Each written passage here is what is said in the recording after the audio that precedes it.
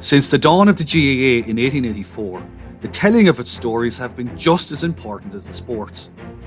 Through the years, heroes and matches have been immortalised, inspiring generation after generation. But some of its most important stories have also gotten lost or turned into legend. And in this series, we will explore some of the GAA's most fascinating forgotten tales, separating rumour from reality and myth from the truth that is often more amazing than the fiction. I'm Michael Foley. And I'm Ciaran O'Hara. So join us for Over the Bar, exploring the histories of the GAA.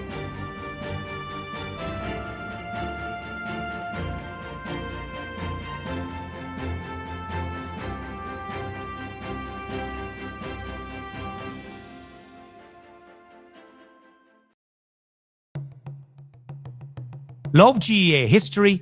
Then you love going deeper with Over the Bar's Cordia Club membership. For just €5 a month, you'll get exclusive member-only episodes and series, early ad-free access to the main podcast, plus detailed show notes, a newsletter, and the chance to have your questions answered. Join Michael Foley and Ciaran O'Hara as they uncover the stories, the legends, and the questions that shaped our games.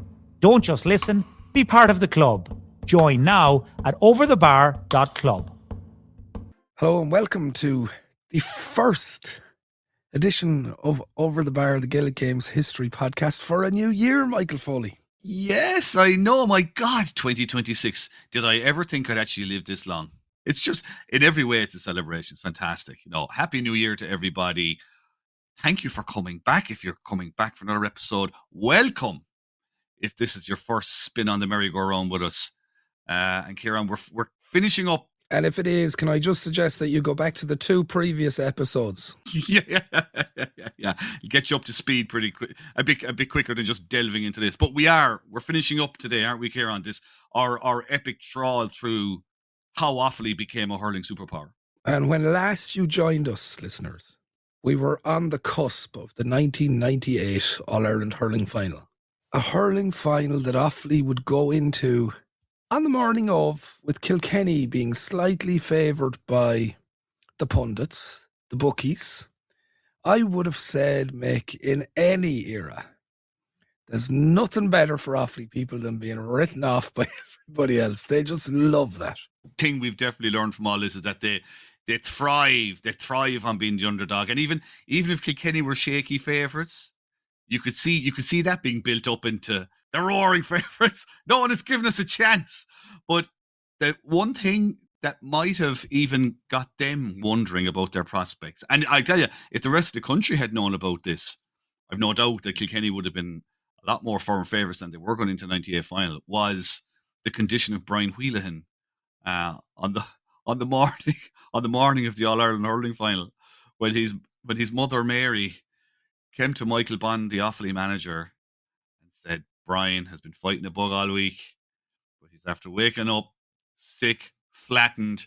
We've given him antibiotics, but they're not working. Michael, he's got the flu. Yeah, I can imagine.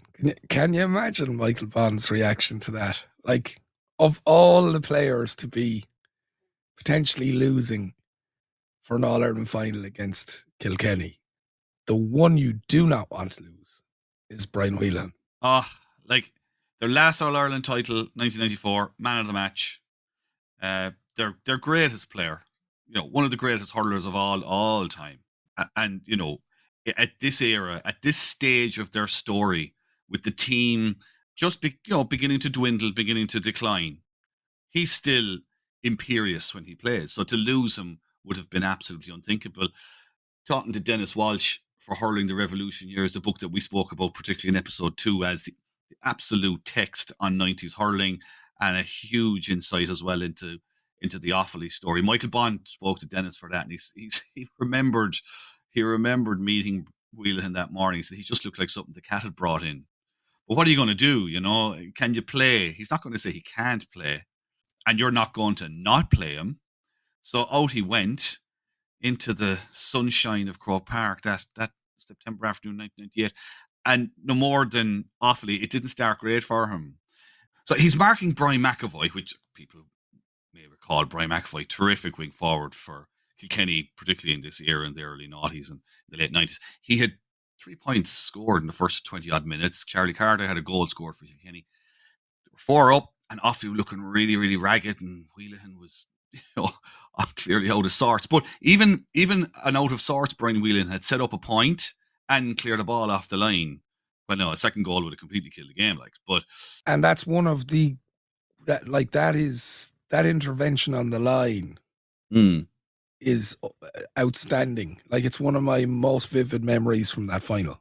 Go on, walk us through it then. Go on. Well, he's almost on his knees when he stops it with the hurl. It's literally on the line.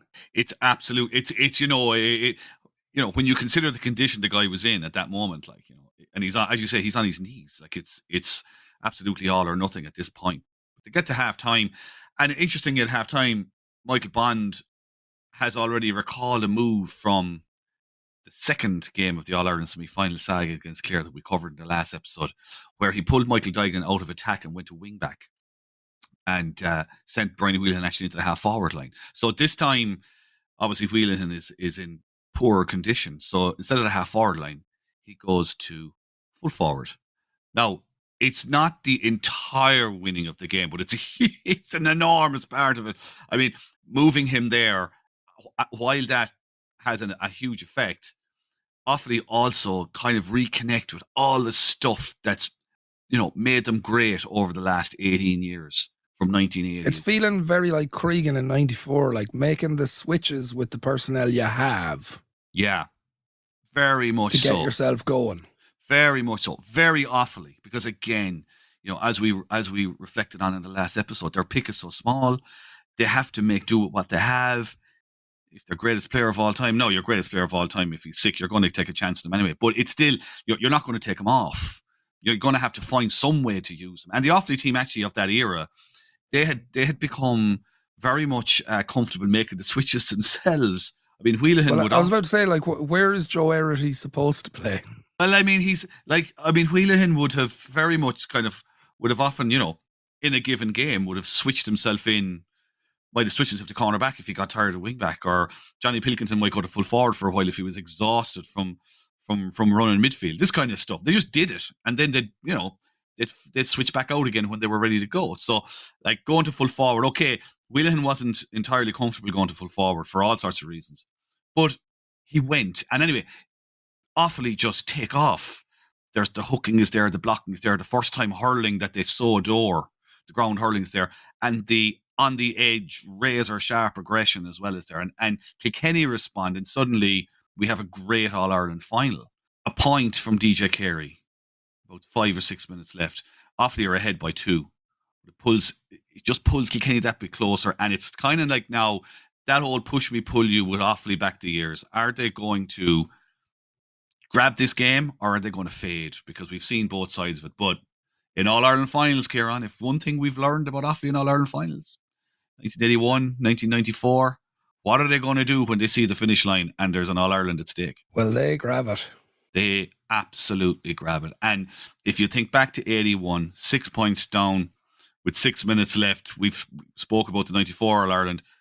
They're 2 up here. They do all the same things that happen in those games, not quite as dramatically, but Kilkenny are locked down in attack first of all. And Brian Whelan scores a goal. Michael Duignan gets a point.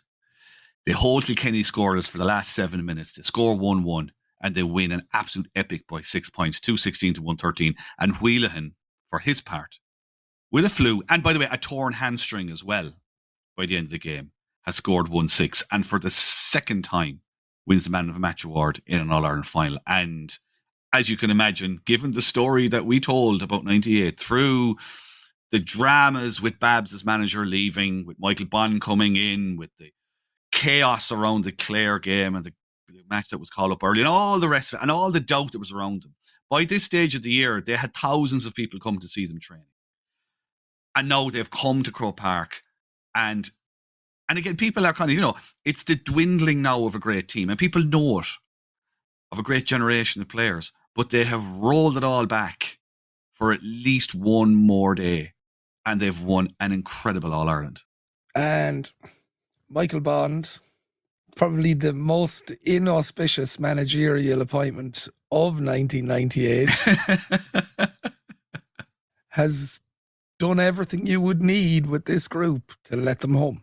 He was just the right person at the right time. He loved Offaly hurling. He knew the buttons to press with them. He knew, after all the stress and complications of the year that had gone before, just to keep it simple, get them back hurling, get them doing the things they love, get them in a good mind space, and let their hurling do the rest. And I mean, we've talked about this in the last episode. They would have felt the pressure themselves, those players. There were no fools. Johnny Pilkington, Daithí Regan, all these guys often talk about Offaly people and Offaly hurling people in particular. They're no fools. Like, they know when things are good. They know when things are bad. They know a spoofer when they see one. And they would have known that if they didn't do it in 98, there would have been a question mark over that great golden generation. It was one All-Ireland enough in 94 for them.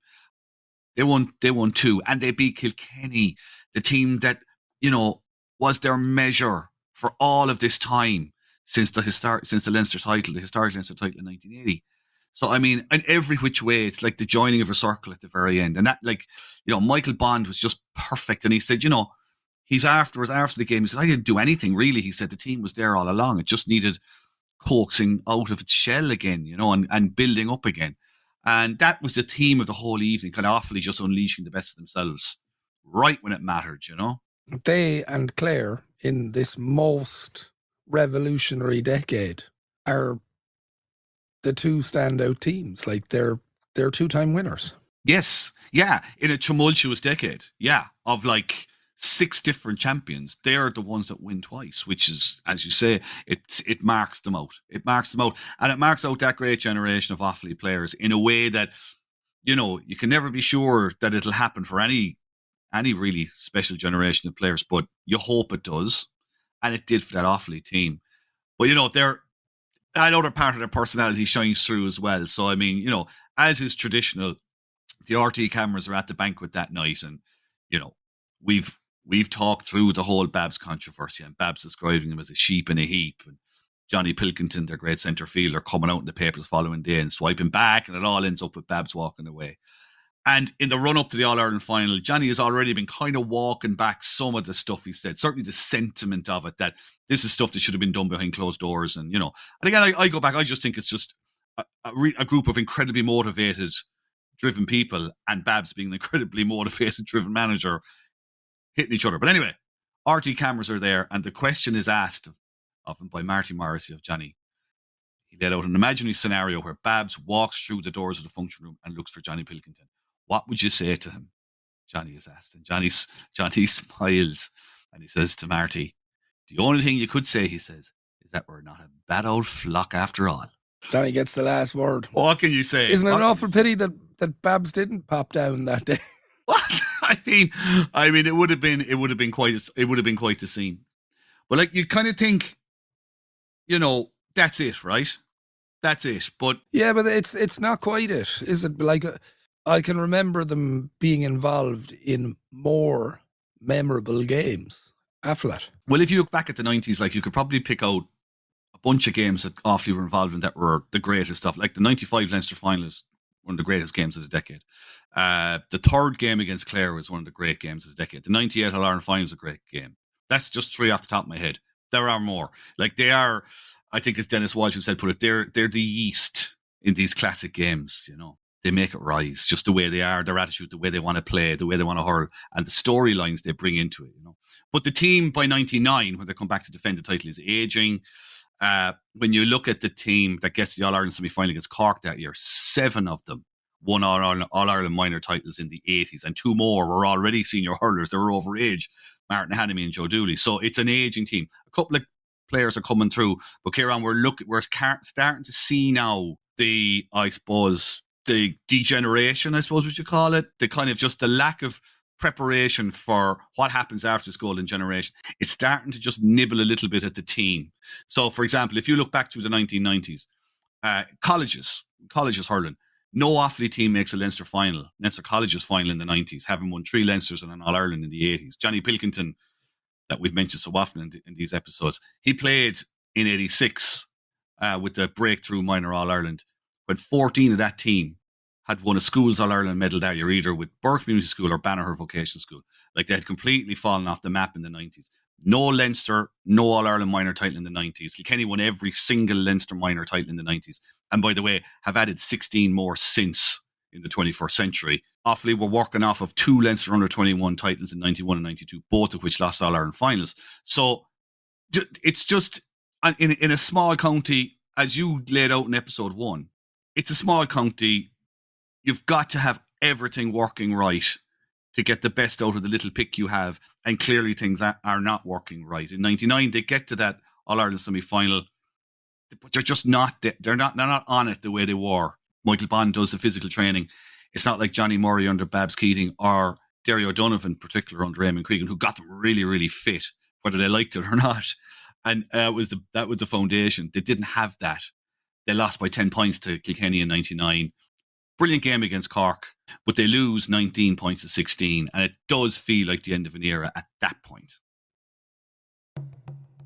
Love the free episodes of Over the Bar? Then take your passion further with the Corja Club membership.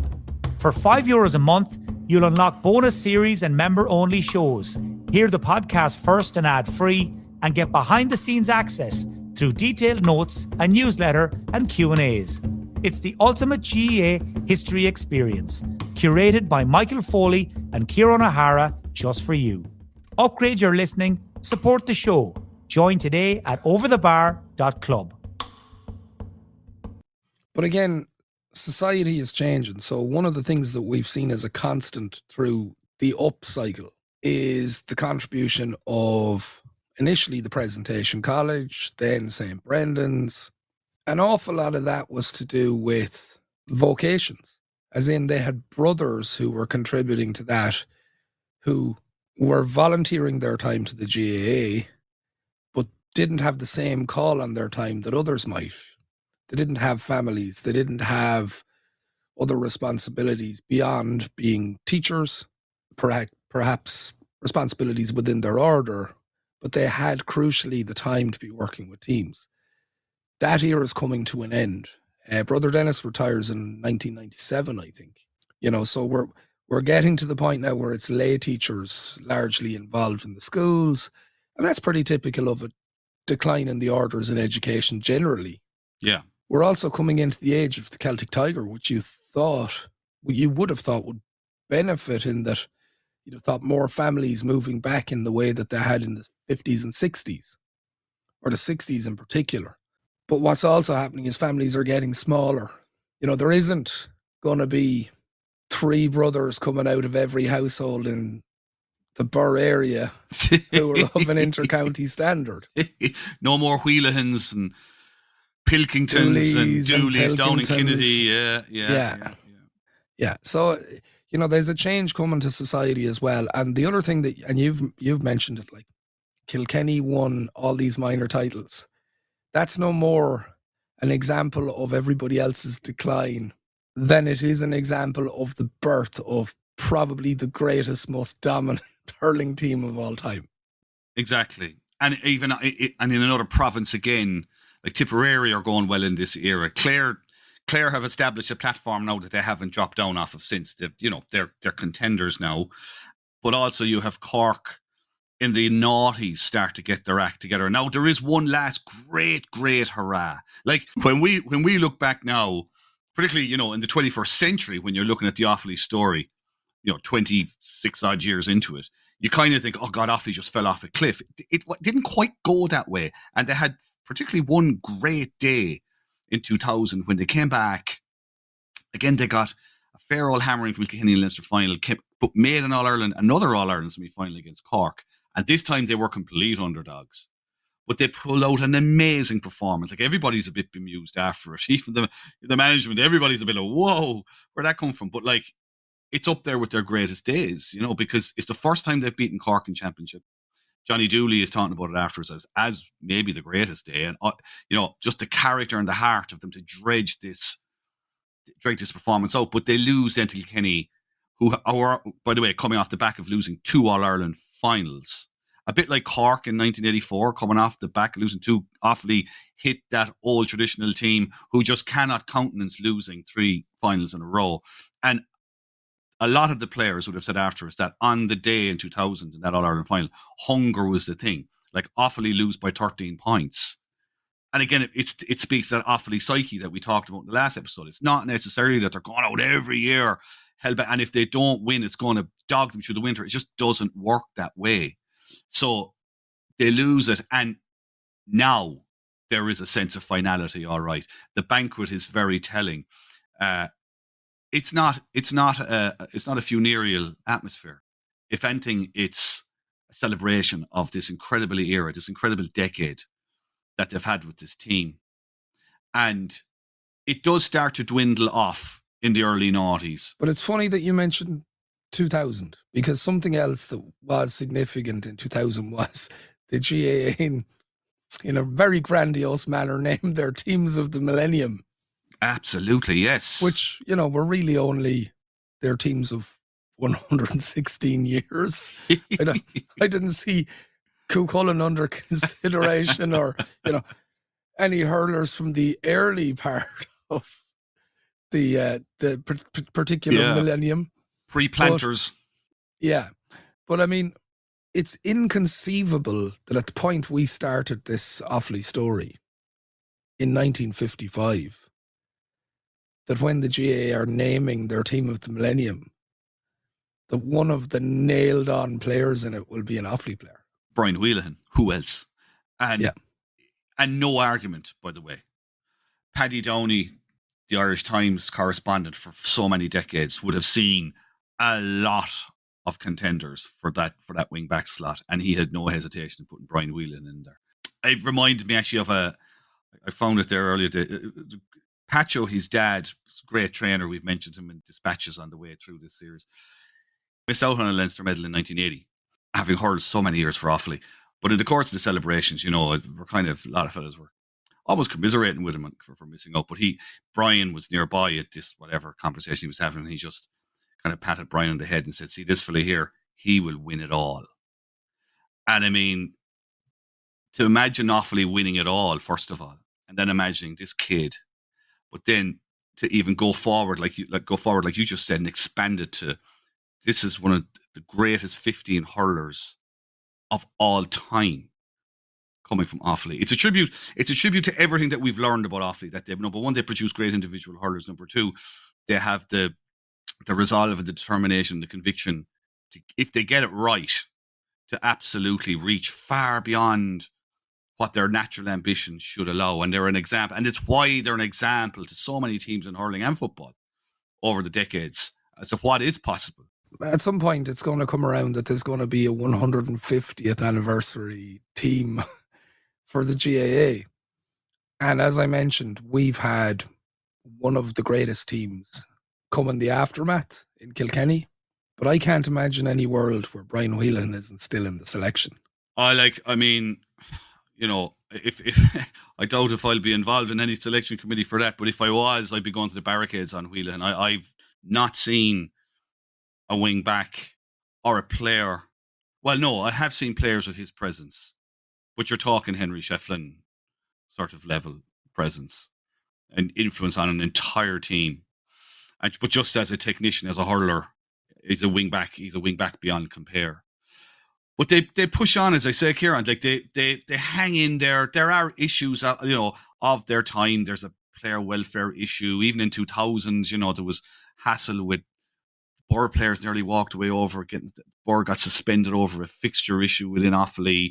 There's, it's getting raggedy. It's starting to break up a little bit. But they do make the 2004 Leinster final, which people might remember as the year Wexford beat Kilkenny with a last-second goal. So it's Wexford Offaly, and all of a sudden it's all on again. But Whelan actually misses that final, and he's actually the only one of the old 80s minor crew left at this point. So 2004, Ciaran, they make the Leinster final, they lose it. It's the following year. I think if you want to... That's the meltdown year, isn't it? Yeah. That's where it all starts to go. I think if you want to draw a line in this story, it's 2005. Before 1980, Kilkenny had beaten Offaly 20 times in Championship hurling by an average of 12 points before the Great Revolution begins. In the previous 5 meetings before they met Kilkenny in this 2005 Championship, the average had gone back to 11 points after, going through a period where Kilkenny Offaly was back and forth. You didn't know who was going to win. It was an event every summer. It's gone back to 11 points. On this year in 2005, the final score reads Kilkenny 628, Offaly 15 points. And it's not alone, a statement of where Kilkenny are going. In fact, under Brian Cody, that average I spoke about, that 11-point average, it will go up to 15 points. But the impact on Offaly is seismic. People are shocked. They're absolutely. They knew the team was in decline. They knew the players coming through weren't the caliber that they might hope that could keep the whole thing going. But this was beyond the beyonds. Like, former players are just shocked and they're ashamed. But again, the context is, and they don't know this yet. Yeah, it's Cody's Kilkenny. It's Cody's Kilkenny, and people actually think this is Offaly bottoming out. It can't get any worse. And I do think it's a fair point to make. Yes, you've got Cody's Kilkenny. Cork will win the 2005 All-Ireland to do 2 in a row. Kilkenny will come back and win 4. Tip will come through. So you've got great teams, from big traditional counties coming through, no question. But there is, you cannot get away from the fact that there is also a failure on Offaly's part to plan and to adhere, not so much even adhere, but just try and keep up with how the game is changing. I mean, if you go through the period after 2005, players repeatedly talk about, we're just not fit enough. We're cutting corners. We're not trying. We're not trying. That's not wrong. That's not right. They are trying, but the conditions aren't there for them to match what's going on in other places. Like in 2006, after that meltdown to Kilkenny, there was attempts for Offaly to catch up. The diet sheets made an appearance in the dressing room. Proper personal training programs. They all came to training wearing the same gear, whereas before it was kind of whatever you had, whatever was clean on top of the laundry basket. There was proper fitness tests and ice baths, and the league became a priority, Ciaran, like it was way back in the day, back in the 70s and the 80s when they were trying to reestablish themselves. Some players pulled out at the scale of the work required because they just couldn't hack what was required in the noughties to compete. That's where the population really becomes an issue, because when you have a low population, if you can't get everybody to commit, mm-hmm.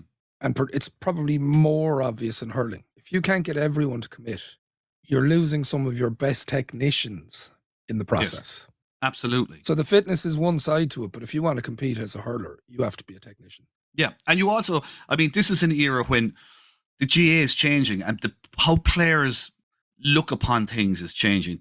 Every single member of a panel wants a good sense of their role from 1 to 30 or 1 to 40. Like, there's no point in kind of, making kind of the substitutes bench and beyond a kind of a cold climate for fellas, and particularly in Offaly, because the pick is so small.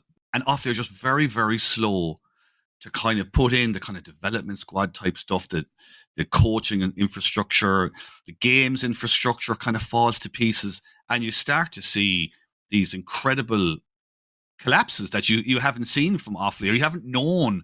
For a generation, including myself, as a guy born in the mid-70s, child of the 80s, Offaly were just a standard force from Leinster. You never considered what they were like in the 60s and 70s. But they go back to that. Without wanting to kind of go through the sorrowful mysteries of every single year. Like, if we just look at the period between 2000 and 2010, and this is kind of pre the worst of it, in their league and championship matches against Cork, Tip and Kilkenny, they only won 2 matches out of 27. 2 matches out of 27 league and championship. In championship, their average defeat to those 3 was 13 points. You stretch it out a bit. 2006 to 2018, they lose 31 championship games out of 45. There's huge, they're blooding big groups of young players. It's not working. They're at underage level, they lost to Westmeath a few times. The under 15s at one stage around 2011 were being crushed by Kilkenny and Dublin. They were struggling against Westmeath. The under 21s are just not mapping at all. In 2014, there was Gerlach Dan had a column in the Star, and he referred to Offaly in a column as the only team you saw now with, quote, fat legs, bellies and arses. Ger channeling Pete Hegseth there. He certainly was, live from the Department of War in Shannon. But that went down I mean, the initial reaction was former players coming out and going, "Come on now, that's not right." But when they started to drill into it, I mean, there was one. Brian Carroll was playing at the time, and he. I'd say they're still producing good hurlers, by the way. Yeah. There isn't the same volume. In the tradition, Brian Carroll is an example of that. Yeah, in the tradition that they always had of Paddy Malloy and all these guys going back who were there, they're still producing fine hurlers. But Brian, around this period, kind of said, like Nan's comments, okay, there was merit in some of the things he said. There's not in other things, he said. But in hurling terms, we are living a bit in the dark ages. Our underage structures need to be improved dramatically. We're falling away. The results are showing that. Looking at the future, if something major doesn't happen, it's going to be quite bleak. I mean, in a period in the early 2010s, they lost to Carlow, Westmeath and Laois at minor level. No disrespect to Carlow and Westmeath and Laois, but this would have been levels below where Offaly would have been operating, 2 decades previously or so. There was efforts around 2014, 2015, 16, 17 even to get an implementation committee going, try and sort of improve the coaching and games thing. There was a report done. A lot of the stuff that came out of that report aimed at improving coaching and the game structure just weren't implemented. And that committee actually, I think it was formed. That committee was formed in late 2014. It was gone by 2017 and nothing had really happened. So again, just to recap for people, because we're kind of jumping around here.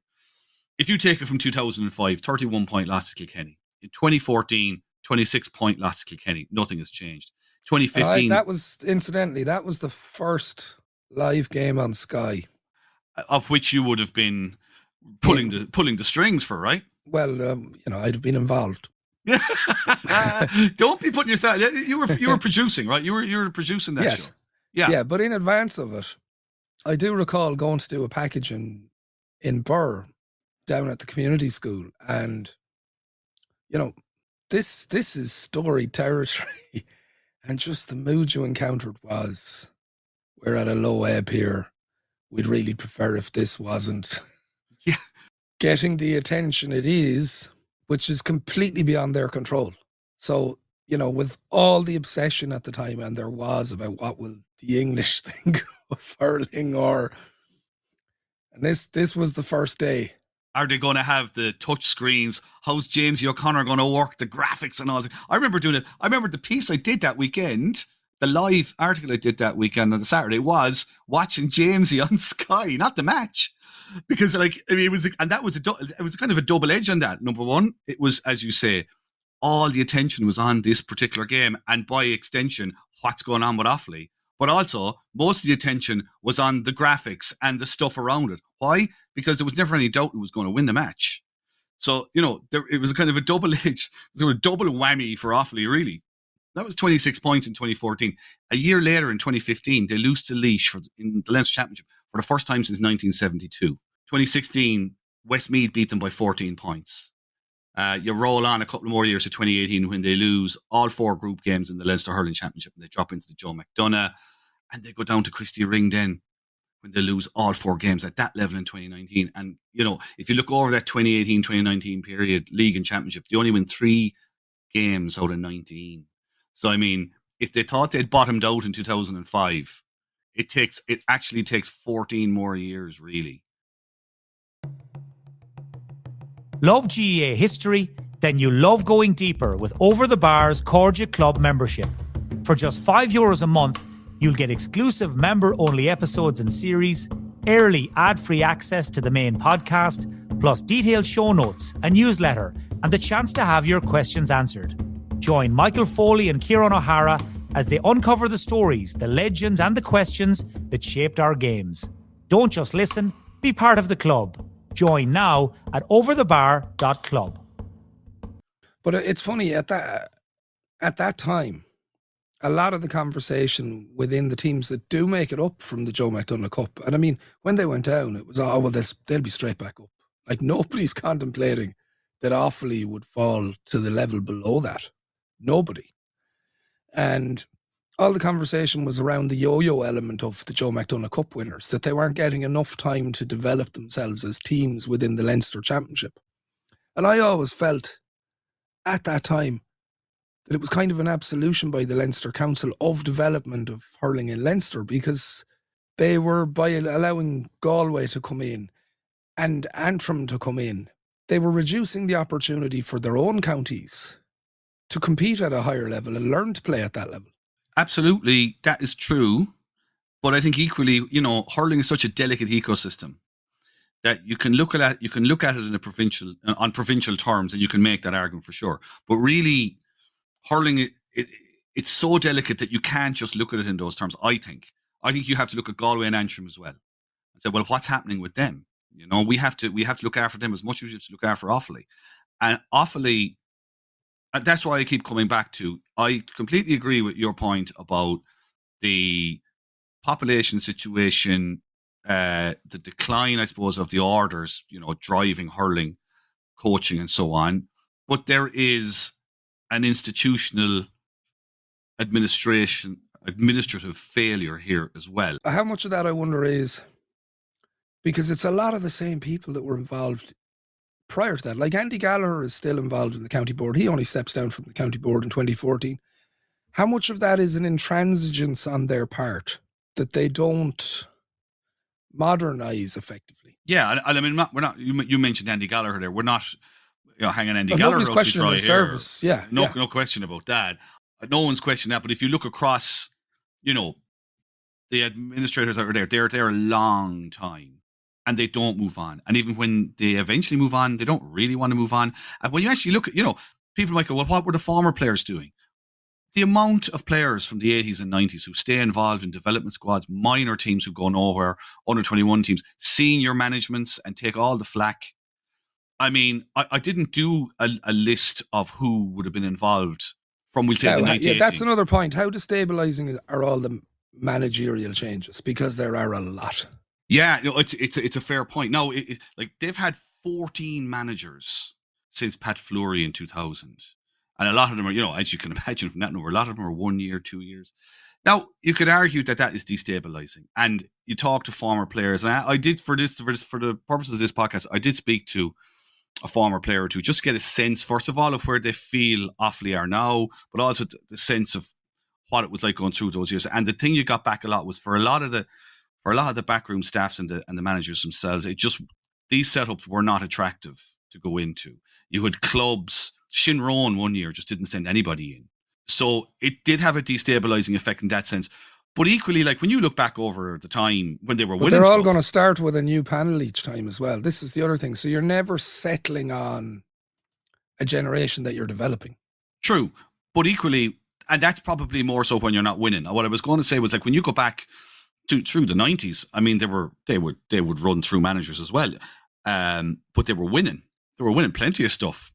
Back then, there was a point in history where in English football in particular, managers were given a fair old chance. Like, they weren't fired after 6 months, like they might have been in Spain or Italy in the 80s or whatever. Well, Offaly were the outlier there. You could be gone in a year or two if it just wasn't working, or even if it was working, you could still be gone.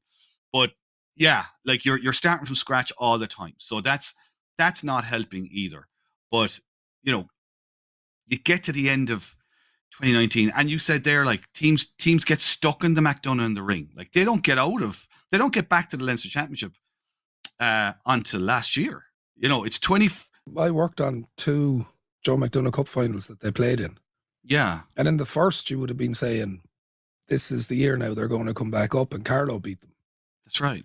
Yeah, so they got out last year. But actually, see, their first championship game, we say, in the Liam McCarthy Cup since 2018 is actually in 2023, because the losing Joe McDonagh finalists also go in to the All-Ireland preliminary quarter-final, and it's against Tip, and they stick 7 goals and 38 points on them. So, okay, fair enough, we have this argument about the week after the Joe McDonagh final, the teams aren't really clued in and whatnot, but regardless of that, you get a sense of the gap that's still to be bridged, and that's 2023. But just to rewind slightly, maybe, to where the light comes through the darkness, where the dawn is kind of visible on the horizon. And again, it goes back. I think, Ciaran, I think personally there are echoes here of a generation of players in the late 60s, early 70s going, we're taking hold of this, There's a touch of that in it with Michael Duignan coming forward at the end of 2019 and standing for election as county chairman. There's no guarantee he's going to win that, but there's a feeling that something has to change. And he doesn't win in a landslide, 76-62. He only wins by 14 votes. But when he comes in, it can't be a coincidence that everything just starts to come together. They start talking to the clubs in a different way. They start talking about, well, what are the issues and how can we address them? Offaly become a more attractive place for sponsors and others to invest in. Shane Lowry comes on board. And as one former player said to me, it wasn't so much how much money Lowry put in, but it's other people seeing Lowry involved. That brings in more support, Everything improves. And particularly, they have a group of young players. It's like wheels turning again. There's a group of 14-year-olds that made the final of the Tony Forrestal Cup some years before. People can see something in them and they stick with them. And from a position like, we mentioned there the kind of the famine, the underage famine in the 20s, in the 2020s, we'll call it, they've won. The underage team have become the star team. They've become the star team. To a large extent in both codes in the county. Like, they're making strides in both. It's brilliant. And they're drawing amazing crowds behind them. Like, they lost the 2022 All-Ireland minor final, won a Leinster title in 2022. That's the important thing. And in the Leinster Under-20 Championship, they've won 23, 24. They've made All-Irelands in both of those years, and we'll come on to the All-Ireland final of 2024 in a second at that Under-20. But again, a bit like the 80s, where they won All-Ireland minors in 84, 86, 87, and didn't follow that up with an Under-21 All-Ireland in 89. But they're there. They're there and they're competing. And the crowds, you remember we talked about that here on the last episode, 35. Needing the extra tier in Portlaoise, yeah. 35,000 people at an All-Ireland Under-21 final in 1989. Well, when the Under-20 Offaly team met Tip in last year's All-Ireland Under-20 final, full house, over 26,000 people. The demand for tickets that week, largely from Offaly people, I would imagine, caused Ticketmaster's ticketing system to crash. So it's kind of the 21st century equivalent of the massive traffic jams around Portlaoise in 1989, The same energy is there around them. The Offaly Under-20s are up there with Taylor Swift for bringing down the system. Exactly. It's great. And, the things they do, though, here's the micro stuff, the small things they do. So, you go back a couple of years previously to when they won when they won the Leinster minor. They beat Laois in that final in 2022. Laois got home advantage on a coin toss for that game. But the Offaly County Board decided to fund a supporters bus from every single club in the county to go to that game. There was a 15-minute delay in the game. There was such a huge crowd turned up to them. There was a huge atmosphere. Offaly win. And suddenly, there's an interest in it. That's how you develop these things. And Offaly know this. From Brother Dennis many years back and Brother Vince and all those guys afterwards, in a different way. You have to go granular. You have to go back to what do we need to do here specifically to generate a team, to generate interest, to generate momentum, to generate quality. And the quality wasn't necessarily the problem for Offaly in this moment, but the interest and generating the enthusiasm was. And to project themselves as, how would you call it, I suppose, a viable concept, that an Offaly hurling renaissance is a viable concept. This is something that is not just can happen, but is happening. And they're winning. 2024 All-Ireland Under-20 hurling final, packed house in Nolan Park. They beat Tipperary by 6 points to win their first ever Under-20 or Under-21, whatever you want to call it, All-Ireland title.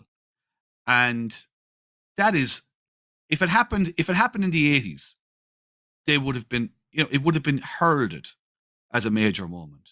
And it should be heralded as a major moment now, because, again, from talking to people blowing off, to get that sense of where they are, what they like about this young team, particularly the group that's kind of coalesced around these couple of All-Ireland minor teams and then the All-Ireland winning Under-20 team, is that they see a lot of the values and a lot of the kind of traits of the old teams of the 80s and the 90s, in the sense of like the kind of swashbuckling style, they're not huge men, they're real hurlers, and there's a confidence about them. I'm not saying a swagger, because they have a long way to go yet, but there's a feeling around them that hasn't been around an Offaly team for decades.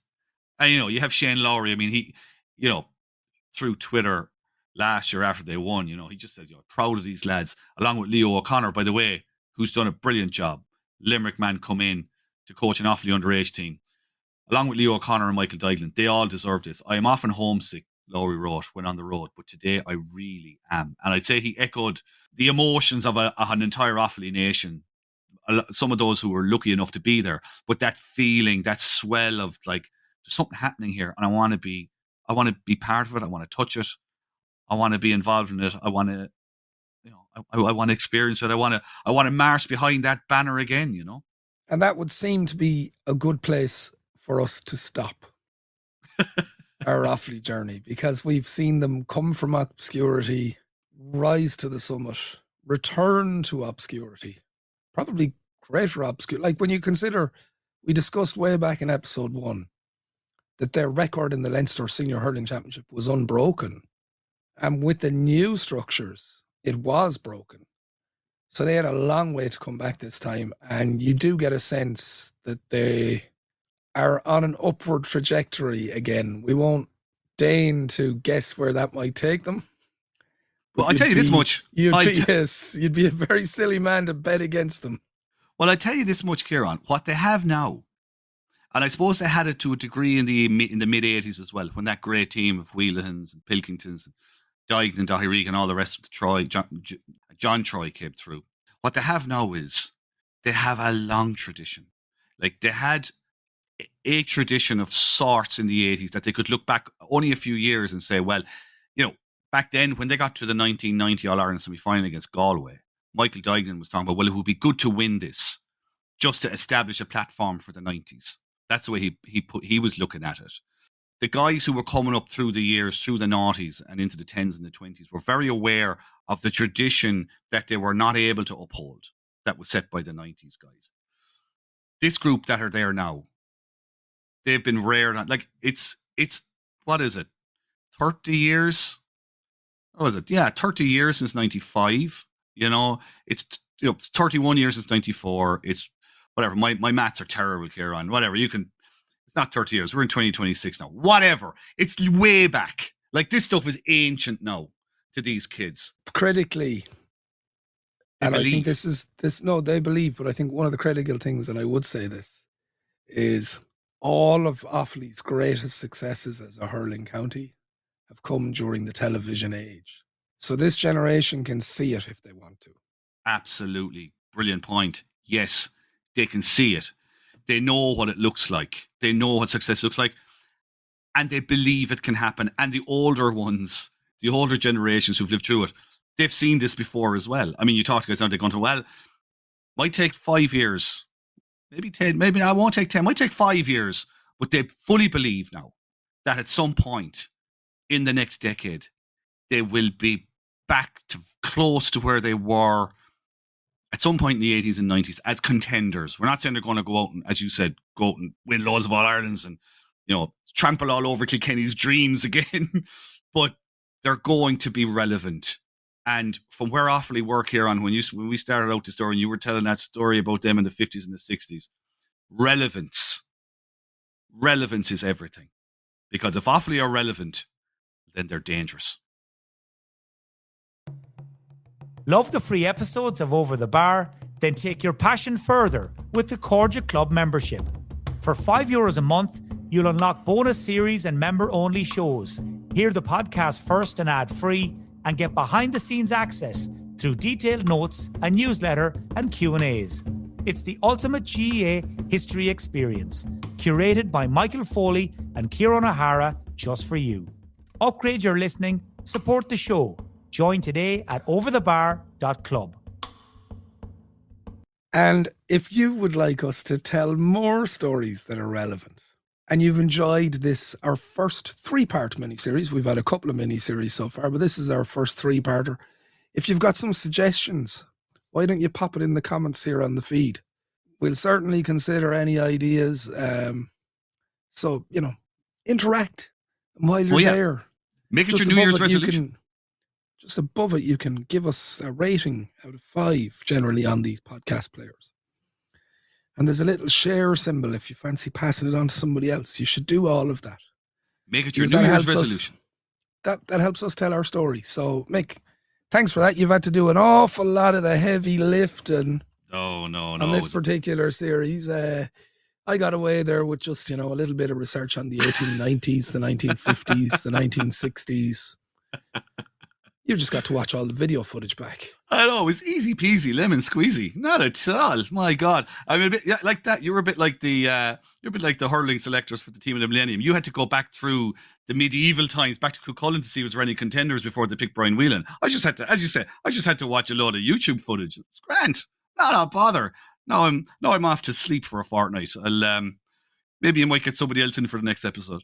No, you're not getting benched just yet. That's where we'll leave it, folks. Thanks again for listening. We've got a big year ahead of us. We're looking forward to it. We hope you've had a great start to yours. And we'll chat to you next week. Talk to you soon.